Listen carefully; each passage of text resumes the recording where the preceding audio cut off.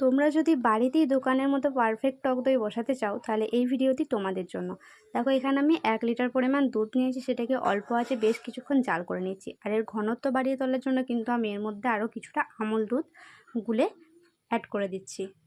আর দুধে কিন্তু কোনো রকম জল দেওয়া যাবে না, সম্পূর্ণ খাঁটি দুধ হতে হবে, কারণ দই বসানোর জন্য দুধটা কিন্তু একদম খাঁটি হওয়া যায়, তাহলে কিন্তু দইটা খুব ভালোভাবে বসে। আর এখানে আমি কিছুটা দইয়ের সাজা নিয়েছি, এরপরে দইয়ের সাজাটা দুধের মধ্যে দিয়ে দিচ্ছি, দিয়ে একটু ভালোভাবে নাড়িয়ে যখন কুসুম গরম হবে দুধটা, তখন গ্লাসে গ্লাসে ঢেলে দেবো।